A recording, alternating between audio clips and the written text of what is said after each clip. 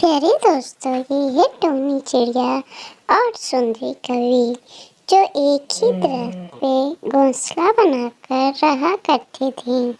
सुंदरी बहुत ही हड़ाराम और झगड़ालू किस्म की थी।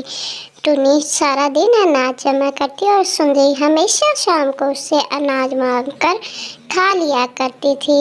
ना तो अपना पक्का घोंसला बना रही थी और ना ही अनाज जमा करने के लिए कहीं जाया करती थी। सारा दिन बस बैठ के इधर उधर सब पंछियों के साथ गप्पे उड़ाया करती थी।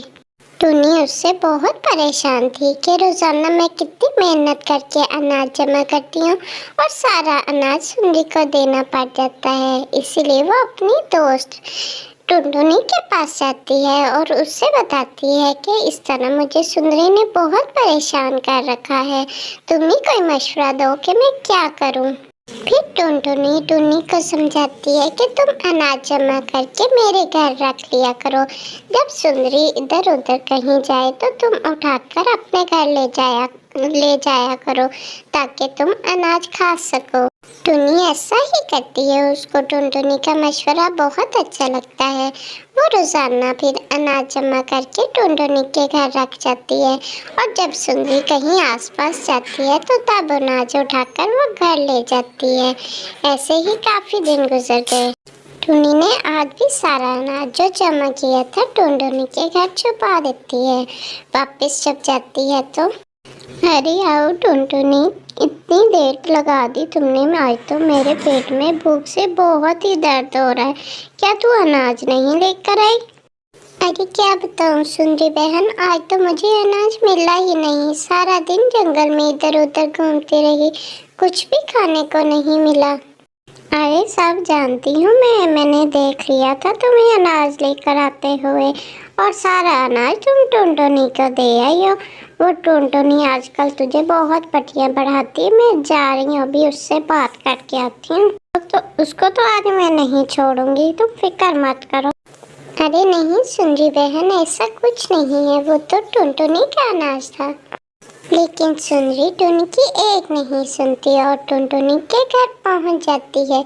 उससे खूब लड़ाई झगड़ा करती है कि तुमने ही टुनी को ये राह दिखाई होगी।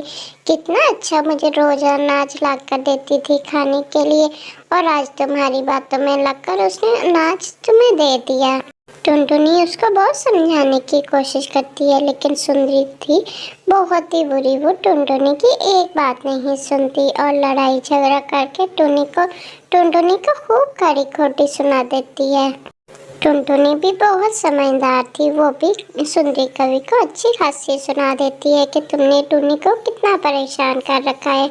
अगर उसने अनाज मेरे पास रखा भी है तो अच्छा किया है। जाओ, जो करना है कर लो। फिर सुंदरी तंग होकर कबूतरी के घर पहुंच जाती है। उसको खूब मक्खन शक्कर लगाती है सिर्फ अनाज हासिल करने के लिए। वो तो खुद तो बहुत हड़ाराम थी, इधर से उधर हिल के राजी ही नहीं थी। इसीलिए फिर कबूतरी की चापलूसियाँ करने लग जाती है कि वो मुझे कुछ न कुछ खाने को दे देगी।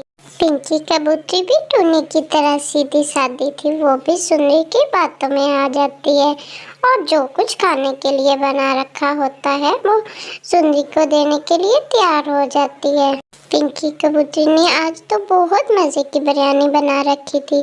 सुंदरी को पहले ही खुशबू पहुंच गई थी, वो पहचान गई थी और उसकी बहुत तारीफें करती है और पिंकी कबूतरी उसकी बातों में आकर बिरयानी उठाकर सुंदरी कवि को दे देती है। सुंदरी कवि की तो मौजें लग जाती हैं। बिरयानी की तसली उठाकर अपने घोंसले में वापस आ जाती है और कबूतरी को खूब मक्खन शक्कर लगाती है ताकि वो मुझे रोज कुछ ना कुछ खाने के लिए देती रहे। अरे कबूतरी बहन, तुम्हारा बहुत शुक्रिया, तुम तो बहुत अच्छी हो। और एक मेरी हमसाई टूनी है, इतनी बात है कि जरा सा कभी कुछ खाने के लिए मांग लो तो मुंह बनाकर भाग जाती है। ये नहीं कि हमसाए का ख्याल रखे। इतना अनाज जमा कर रखा है, मजाल है मुझे उसमें से थोड़ा सा भी दे दे। बहुत शुक्रिया पिंकी बहन।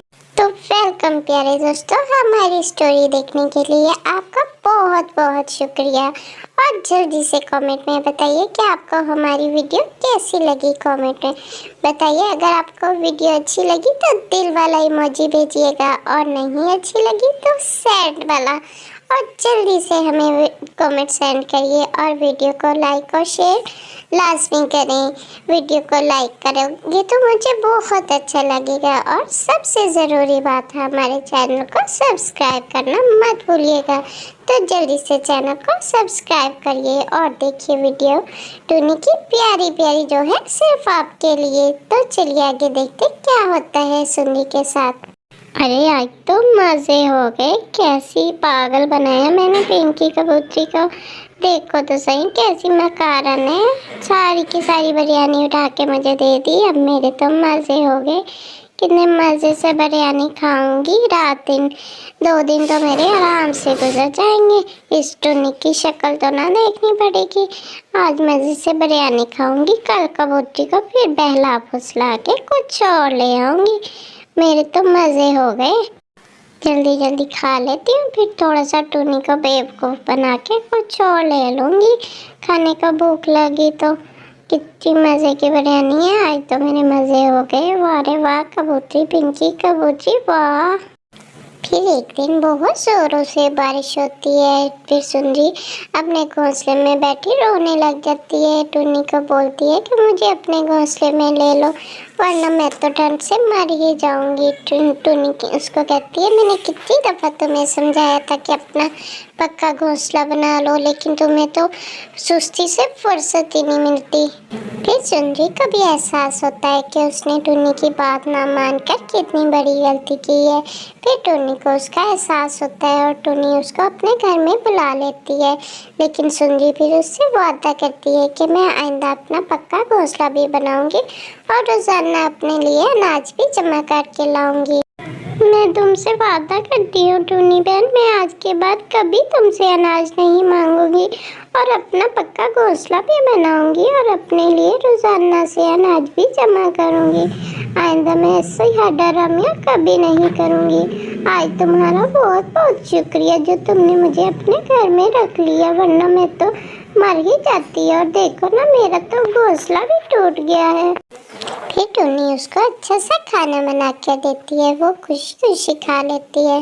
रात को दोनों सो जाती हैं। सुबह उठकर टुन्नी भी उसकी मदद करती है और दोनों सुंदरी कवि के लिए एक अच्छा सा पक्का मकान बना लेते हैं, ताकि वो अब बारिश में अपने घर में आराम से रह सके। और सुंदरी फिर रोज़ाना टुन्नी के साथ अपने लिए अनाज जमा कर खुद ही लाती है। अब वो बिल्कुल भी वैसी नहीं थी। अब उसको सबक मिल गया था कि हमेशा हरदर्मी करने का नतीजा बुरा ही होता है। इसीलिए वो टुन्नी की अच्छी दोस्त भी बन गई थी और बहुत अच्छे तरीके से रहती थी। अपना पेट अब खुद पालती थी और अपने प्यारे से घर का भी बहुत ख्याल रखती थी और टुन्नी की भी हमेशा मदद करती थी। अब वो दोनों बहुत खुशी खुशी अपने घोंसले में रहती हैं और एक दूसरे का ख्याल रखती हैं।